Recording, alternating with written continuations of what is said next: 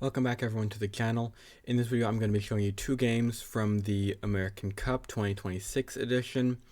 These two games were played in, I believe, the first and second round of the tournament. As you can see, just these two games, Fabiano Caruana and Abhimanyu Mishra. I'm going to be covering their two games they played against each other in this tournament. Again, round one, round two.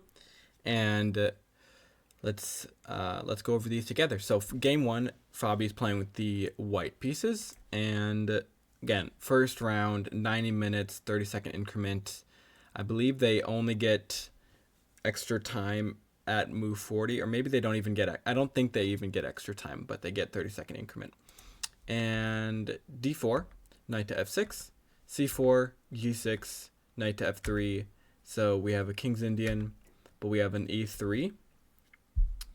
And castles, bishop e2, d5, and knight to c3. So just development here from the white side. Black goes e6, castles, takes, and rook to e8. So far, nothing too crazy has happened, but we'll see. I mean, especially with these young players, they like to try new things and, you know, take their opponent out of prep sometimes. So we'll see what happens with either side here. But generally speaking, when these players are as high as these guys are rated, they usually are doing prep for like multiple moves, probably 20 moves in or whatever. So now we have knight to d2, which is an interesting move that Fabi plays, and knight to a6, which is an even more interesting move. e4 and knight to c7, rerouting. Now a4, it's a somewhat common move, I would say, just trying to, branch out there on the queen side and try to go for a more aggressive approach.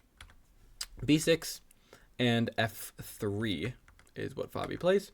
Queen to e7, rook to e1, and now the knight gets in there to b5, takes, and bishop takes, a6, bishop c6. Now the bishop is just in there, and it can be quite difficult to get it out because it's supported by the pawn. You don't have to bring a knight in, but I mean, what are you going to do? You'll have to bring the knight out and then bring the bishop here, or somehow get rid of the rook, and it's not a very pleasant position. But so black goes rook to b8, and now f4, rook to d8, and the knight reroutes here to f3. And now bishop takes, queen takes, and bishop to d2. So now both rooks are connected for white, and queen to d3. So he leaves the pawn, doesn't take, instead goes bishop to c3, c4, queen c2, and now takes, and bishop to d4. Knight to d7, king h1. And here rook b8 is played, and black has this nice battery with the rooks. The bishops are just staring at each other, but Fabi has, he can bring the rook or whatever he wants to do. I'm not even going to tell, I don't even know what he's going to play here, but there's a lot of different moves he plays. He could play. He goes for the move bishop to f2, and black plays knight to f6. Takes, we have a rook trade, now e5. Okay, now we have e takes, d6, rook takes, queen takes, check. Here, okay, so here, yeah, check, and you take the pawn. Obviously, you don't want your knight to be taken, so you go back. Now knight to e5, knight to d6, and h3 is a nice move, just giving the king some breathing room. And also you can always just maybe bring the bishop here. If you push, you'll always have this nice little vision here. And this pawn is hanging here, but notice neither side does anything about it. Well, black doesn't do anything because then their knight would be hanging, and you don't want that. Even though you can take the bishop here. Queen to c7. Now bishop to b6 is the clincher for white. After this move, queen to e7, bishop c5, and now we have this, and queen takes pawn, and now white is just up 2 pawns. Queen to d2, queen to c3, takes, And now you just trade pawns. Easy, easy. You're just up 2 pawns. You know, 2 pawns, 2 pawns. Knight to e5 is the last played move, and black resigns here. Now, what can we learn from this game? Well, I think the first thing is don't underestimate the young players, first of all. Obviously, you know, he played solidly. He played not too crazy. You know, I'm just thinking of some of the games that he played in tournaments, you know, just years ago, where, for example, the Singfield Cup in 2014, where he went 7-0 for the first 7 rounds against players like Magnus and Levon Aroni and Maxime Vachier-Lagrave, and just to name a few, I should say. But you know, here he played solidly. I would say maybe a few deviations from normal prep, but overall, solid, taking advantage of his opponent's mistakes, obviously, and not getting too risky. I would say maybe in some areas you could say maybe he took a couple risks, but overall, just taking a nice, you know, converting the advantage nicely, taking advantage of his opponent's seeming mistakes. I think both sides played it over like 97% accuracy, but that 0.1% is all that it takes, possibly. But anyway, that was game number 1. White did a nice job. Fabi did a nice job with this game. And now let's go to game 2, which is from round number 2, between the two where the colors are flipped. And let's see what happens in that game. Okay, game 2. Let's see what happens. Mishra playing with the white pieces. Starts the game with e4. We have c5. You know, normally for a big tournament like this, you know, American Cup, you see, well, not just the American Cup, but for big tournaments, you'd see e4, e5, Rui Lopez, Gaucho Piano, stuff like that. But here we have a Sicilian, and we have the Rossolimo variation, I believe this is called.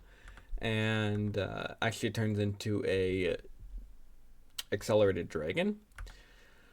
I guess I just don't see a lot of top players playing this opening, but you know, I guess they still play it. E5, B4, which is interesting. If I remember this right, this was only played by like one other player, so like very much not a common move. I'm trying to remember if it was like Gadakomsky or I can't remember. If you guys know, let me know who this player was, who like one of the only other players who's ever played B4 in this exact position, but I can't exactly remember, but some good player. C takes B4, A3 now, B3, so gives away, he goes for a 2-pawn sacrifice, which if Fabi would have taken that, he would have gone here, and big, you know, nice position for white, and you know, so it's good he didn't, but B3 instead. C takes B3, knight G E7, and knight to C3, castles, bishop C4, D6. Now, so far, black just played D6. Obviously, he wants to maybe bring out the bishop at some point. He's already castled. White's already castled. Now, what do you do? Well, we'll see. So, D6, and now D3. So, white has the same idea, bringing out the other bishop. And now H6. B4, so kind of just expanding there on the queen side. And now we have A6, just preventing any more expansion on that side. B5, A takes, knight takes, D5, E takes, and E4. Okay, so we back up. So what's happened here? He gives away this pawn, all right? He gives away another pawn. So he's not taking, he can take back. Because he has 2 pieces, right? He can take back. That's not an issue. But he doesn't. And instead, we have this. D5, E takes D5, and E4. Right? So he attacks the knight. That opens up a discovered attack on the rook, which white does not even care about, and D takes E4. I believe if I go back to this move, E takes D5 spent 6 minutes on this move, I believe. If I'm either that or it took 6 minutes for Fabi to play e4. This move, however, a takes b5. I think that took him 33 minutes to make that move. Either took him 33 minutes to make this move, or it took Abhimanyu Mishra, or just Mishra. It took him 33 minutes to play knight takes b5. Either one is a lot of time, so we'll see what happens here. What are we at? D takes e5, and now bishop takes a1. That took 10 minutes for black to play that. 2 minutes to play, 2.5 minutes to play bishop takes h6. Bishop takes, king takes, queen to a1 check, f6, d takes c6, knight takes c6. Okay, so what's happening here? Black is up in exchange, but Fabi sacrificed 2 pawns out of the opening, and so far I would say he's not doing great. All right, white is doing pretty well, I would say, pretty well, right? They have this nice open file they can bring. The queen has to move because it's defended by this queen, right? You know, we have queen to b2, queen to e7, and bishop to d5. Okay, I would say black might be okay trading, but I don't know. They're up in exchange, but they're down 2 pawns. So technically everything's equal, but again, they're up in exchange. So I don't know.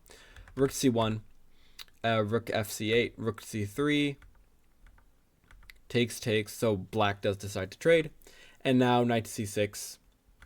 At this point, I think I remember watching the live stream of this game going on. So I've seen how this game ends, but in case you guys, even if you do know how this game ends, stick around. But I remember watching this, and it, like, I don't know exactly how long this game ended. Okay, so this game it was 46 moves. Right now we are at what move are we at here? 29. Not even like that far through the game, Fabi's already down like an hour. They start with 90 minutes. He's down like to 30 minutes, like quick, right? Because he spent 30 minutes like on a move. He spent 30 minutes. We're at move number 26. Back at the move, this one. Bishop takes a1 took 10 minutes to play. But if we go back, a takes b5 took 33 minutes to play.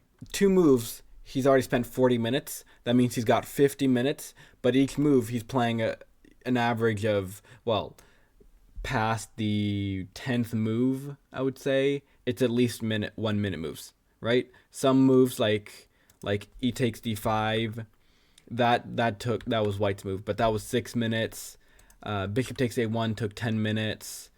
Again, some of these moves were like 2, 5, 7 seconds, but I mean, Mishra's playing queen to b2 in 15 minutes, queen to e7 in 9 minutes. He was down, like, at this point, I don't know if we're like halfway through or whatever, but halfway through the game maybe, with like, I don't know, 20 moves left. He's got like 25 minutes left on the clock or something. It was crazy. Like, he was down a lot, and Mishra had maybe like close to an hour. I don't know. He was blitzing moves and stuff. But anyway, where are we? Queen, bishop d5. We traded. Yes. Knight to c6. This is where I. Knight to f3. Knight to d8. Knight bd4. And bishop to b3. All right. So black got 1 pawn left, 1 pawn back, and now we have this. So now both sides are totally even. All right. Rook takes b3. Okay. So now they're totally even. He gave back the exchange. So like now they're really even. Okay. Bishop to c6. I just gotta say this. It's so cool watching Fabi play games like this. It was like maybe +1, 1.2, earlier in this game. Where are we at? Like here, around here. Mishra was playing some great chess, and Fabi, it was like +1, plus more than that, 1.5, 1.2, somewhere around there. And Fabi just kept his cool. And man, it's fun watching him play. It is so fun watching him play because he is so tough. Like, seriously, this guy is such a tough nut to crack. Like, that's what the commentators were saying that too. It's like, he keeps his cool. He's down like 45 to an hour on the clock, and he's just sitting there, keeping his cool, and he is just a tough cookie to snap in half. You know, it's just so fun watching him play. And seriously, such a strong competitor in these tournaments. I mean, wow, such a strong. And you know, you got to hand it to Mishra. You know, it's his first time playing in this tournament, I believe. Don't quote me on that, but you know, he was winning against the number 3 in the world, owner of the 3rd highest rating of all time. Okay, Fabi has the 3rd highest rating of all time. All right, 22,851.3, I believe. Okay, 3rd highest in history, behind Magnus and Garrick Kasparov. He was winning. All right, but let's keep going. Rook takes b3, queen takes b3, bishop c6. Now, what happens here? Queen to c3. Bishop takes, queen takes. Obviously, you don't want to take the pawn. That just ruins everything. Queen takes f3. b5. Knight to e3. Knight to c6. h4 takes 5 minutes to play. b4 takes 49 seconds. h5 takes 9 seconds to play. So far, now these guys are playing quick, right? Every move except for one move coming up is pretty much less than a minute. All right. H takes g6, king takes, queen to e4 check. Now knight d5 check. Knight f4 check, taking advantage of that pin. Knight to d7 check, queen to b7 check. All right, and the players repeat. We repeat, so we have king to d7, queen to b7. We repeat, game ends in a draw. Okay, game ends in a draw after 46 moves. What happened? I have no idea what happened. I don't know what Mishra. I don't. It would be fascinating to hear what he was thinking. I should have honestly just looked at the post-game interviews if they did any. I have no idea what happened. You know, he was winning. That much is pretty obvious. And then he wasn't. And now they're totally equal, and they end in a draw. And that means that out of their 2 games, Fabi won 1.5 out of 2, and he goes on to the championship bracket, and Mishra does not. I have no idea what happened with this game. I have no idea. Yeah, I have no idea how this happened. But anyway, all I can say is congratulations to Fabi, and honestly, man, great player. Easily one of the best all around. I mean, just, yeah. And we'll see what happens with the candidates coming up this year in April. It's going to be fun. It's going to be fun to see what happens. I believe April or May. It's going to be fun to watch him. And, you know, if he keeps playing like this, it's going to be a fun tournament. But anyway, wanted to bring you guys those 2 games. Hope you enjoyed. Again, they're not the most current, but this second game took place, I believe, yesterday. Yesterday being the 4th of March at the time of my recording this on the 5th. Thank you all for watching these games. Make sure to like and subscribe for more educational content. Also, make sure to check out the 10-minute openings videos. And I just made an endgames video as well. Check that out. You can check that out right there. Make sure to subscribe. You can click right here. And that's it. Subscribe, like the video, check out the website down, first link in the description. I'll see you all for the next video.